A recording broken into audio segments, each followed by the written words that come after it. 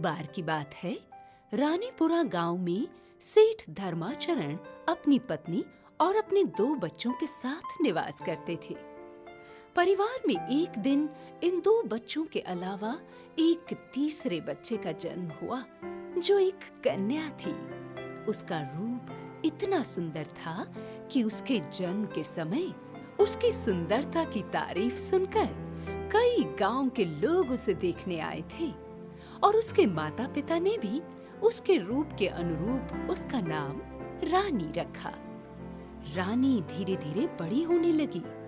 उसकी बढ़ती उम्र के साथ-साथ उसमें सारे गुणों के अलावा एक अवगुण भी पनपने लगा और वो था अत्यधिक क्रोध करने का भाव, जिसके चलते उसे जब भी गुस्सा आता और गुस्से में जब भी वो किसी को बुरा भला बोल दिया करती थी तो वो सच हो जाया करता था, जिसकी वजह से उसकी माँ उसे बाहर वालों के साथ घुलने मिलने से रोकने लगी, क्योंकि अक्सर ही ये सुनने में आता था कि उसकी पुत्री रानी ने खेलते खेलते किसी को कुछ गलत बात बोल दी और वो सच भी हो गई।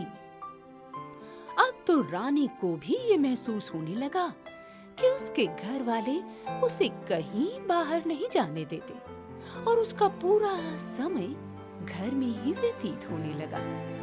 बात यहाँ तक बढ़ गई कि जब उसके माता-पिता किसी समारोह में बाहर जाते तो अपने बाकी दोनों बच्चों को ले जाते, परंतु रानी को घर में ही बंद कर देते थे, क्योंकि उन्हें ये डर था कि रानी किसी को कुछ बुरा कह देगी और वो सच हो जाएगा।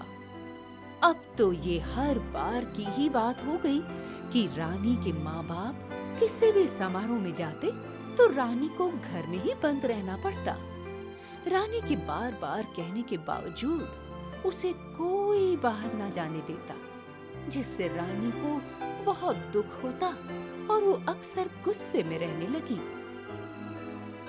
हर बार की तरह एक बार जब रानी के माता-पिता को एक बहुत ही बड़े सेठ के घर से दावत का निमंत्रण मिला, तो रानी के लाख आग्रह करने पर भी उसके माता-पिता उसे अपने साथ नहीं ले गए। रानी को छोड़कर परिवार के बाकी सदस्य समारोह में शामिल होने के लिए चले गए, जिस पर रानी अपने कमरे में जाकर फूट-फूट कर रोने लगी और भगवान से कहने लगी, तुमने यदि मुझे इतना सुंदर रूप दिया है तो मुझे अपने गुस्से पर काबू पाने की ताकत क्यों नहीं दी? ये कहकर वो और जोर-जोर से रोने लगी। तभी वहां पर एक परी प्रकट हुई और उसने रोती हुई रानी के सर पर हाथ फेरते हुए पूछा, रानी बेटी, आखिर तुम क्यों रो रही हो?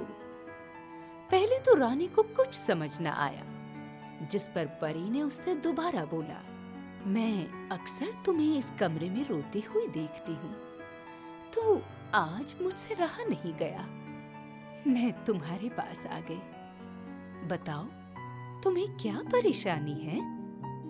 इस पर रानी ने रोते-रोते अपने बचपन से लेकर आज तक की सारी कहानी उस परी को कह सुनाई।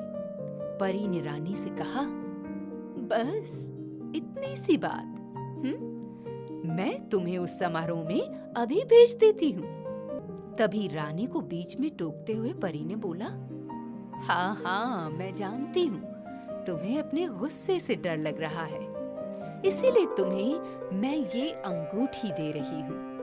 तुम्हें जब भी गुस्सा आए, तुम इस अंगूठी के ऊपर अपना दूसरा हाथ रख देना और तुम्हारा गुस्सा तुरंत गायब हो जाएगा। ये सुनकर रानी बहुत खुश हुई और परी ने रानी को उस समारोह में सम्मिलित होने के लिए भेज दिया, जहाँ उसके माता-पिता गए थे उसे घर पर छोड़कर।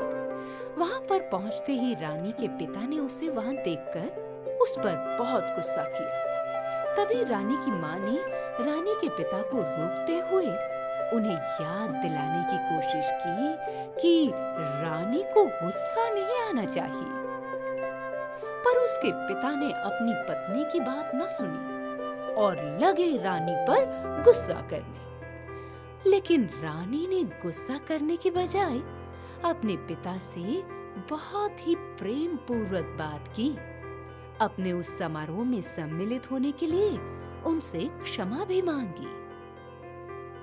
रानी के इस बदले हुए रूप को देखकर सब लोग हतप्रभ रह गए। तब रानी के पास आते हुए उसकी माँ ने उसके इस बदले हुए रूप का कारण पूछा, तो रानी ने परी से मिलने और परी द्वारा जादुई अंगूठी दिए जाने की बात सबको कह सुनाई।